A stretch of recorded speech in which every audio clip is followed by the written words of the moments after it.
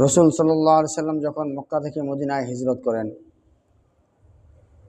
মদিনাবাসীদের দুটি দিবস ছিল, যে দুটি দিবসে তারা খেলাধুলা বিভিন্ন আনন্দ ফুর্তিতে মেতে উঠত।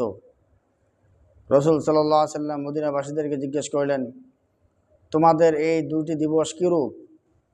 তারা বলল যে আমরা জাহিলি যুগ থেকেই এই দুইটি দিবসে বিভিন্ন আনন্দ ফুর্তি খেলাধুলা করে আসতেছি। রসুল সাল্লাল্লাহু আলাইহি সাল্লাম তখন বললেন, তোমাদের এই দুইটি দিবস পরিবর্তে আল্লাহ সুবহানাহু ওয়া তাআলা এর চেয়ে উত্তম দুটি দিন তোমাদেরকে দিয়েছেন, যা হলো ঈদুল ফিতর, ঈদুল আযহা। তো মুসলমান সকলের জন্য এই দুটি উৎসবের দিন আল্লাহ এবং আল্লাহ রসুল নির্ধারণ করেছেন। সারা মাস রমজানের রোজা রাখার পর শাওয়াল মাসের প্রথম তারিখে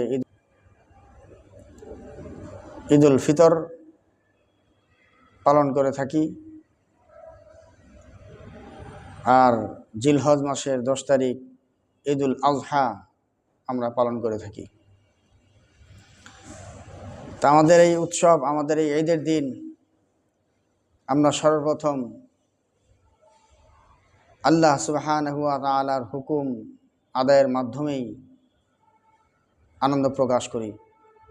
অর্থাৎ সমস্ত মুসলমান ভাই আমরা একত্রিত হয়ে ঈদগাহে ঈদের নামাজ পালন করি এবং সকলে একে অপরের সাথে মোলাকাত হয়, দেখা হয়, সাক্ষাৎ হয় এবং একে অপরের আনন্দকে ভাগাভাগি করি। একে অপরের খোঁজখবর নেওয়ার মাধ্যমে আমরা আনন্দ প্রকাশ করে থাকি। ঈদুল ফিতরের দিন, ঈদুল আযহা এর দিন, অর্থাৎ এই ঈদের দিন কিছু কাজ সুন্নত রয়েছে।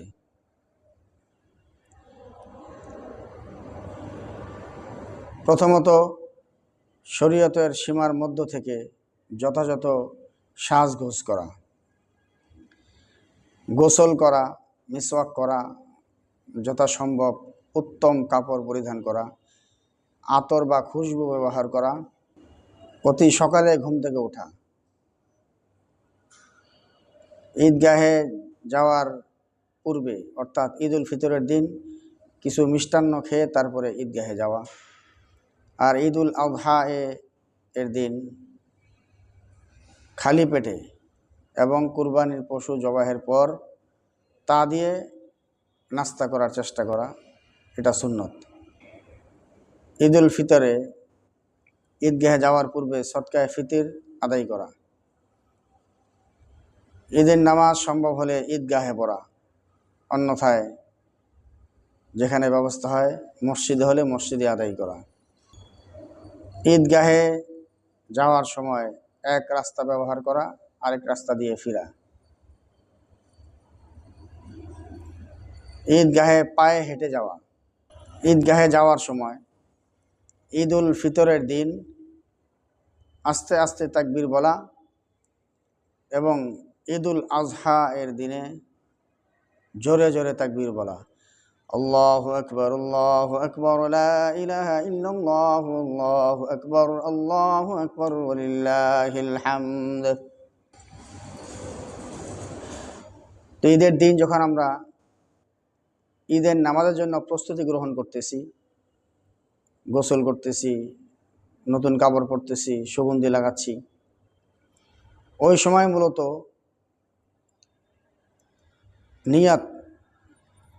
নিয়তের যে ফরজ সেটা আদায় হয়ে গেছে, অর্থাৎ আমি ঈদের নামাজ আদায় করব। তো যখন ঈদগাহে গেলাম বা মসজিদে গেলাম, এখন যখন কাতারে দাঁড়ালাম, এখন যদি আমি নিয়ত করি তাহলে মুস্তাহাব সওয়াব পাবো। যদি আরবিতে করি, আরবি নিয়ত করব এইভাবে, নাওয়াইতু আন উসাল্লি লিল্লাহি তাআলা রাকাতাই সালাতি ঈদুল ফিতরি। আর ঈদুল আযহা হইলে ركعتي صلاة عيد الأضحى مع 6 تكبيرات واجب الله تعالى اقتديت بهذا الإمام متوجها إلى جهة الكعبة الشريفة الله أكبر ঈদ উল ফিতর বা ঈদ উল আজহা ওয়াজিব নামাজ। ঈদ উল ফিতর বা ঈদ উল আজহা এর 2 রাকাত ওয়াজিব নামাজ 6 তাকবীরের সাথে এই ইমামের পেছনে আদায় করছি। আল্লাহু আকবার। তাকবীরে তাহরিমা বেঁধে ফেললেন, আল্লাহু আকবার বলে নিয়ত বেঁধে ফেললেন। এখন সানা পড়বেন।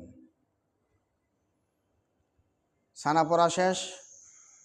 এখন ইমাম সাহেব অতিরিক্ত 3টা তাকবীর বলবেন।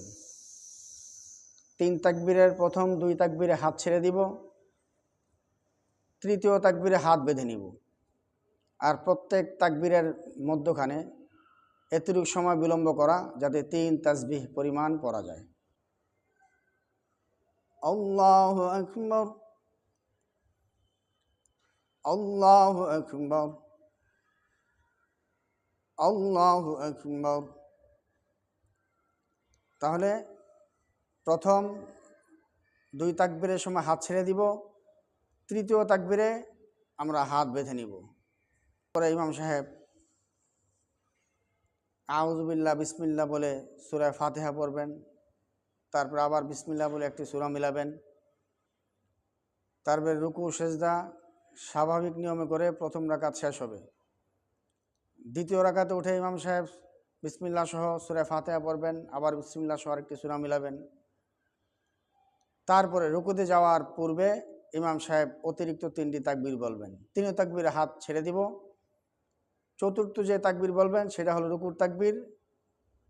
সেই হাত ছাড়া অবস্থায় রুকুর তাকবীর বলার সাথে সাথে রুকুতে চলে যাব। আল্লাহু আকবার, আল্লাহু আকবার, আল্লাহু আকবার। এই তৃতীয় তাকবীরে 3 তাকবীরে হাত ছাড়া। এখন চতুর্থ যে তাকবীর বলবেন ইমাম সাহেব,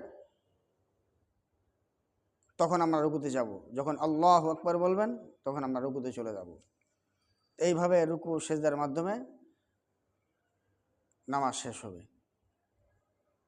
এখন নামাজ যখন শেষ হলো, আমরা চুপ করে নীরবতা অবলম্বন করে নিজের স্থানে বসে থাকব।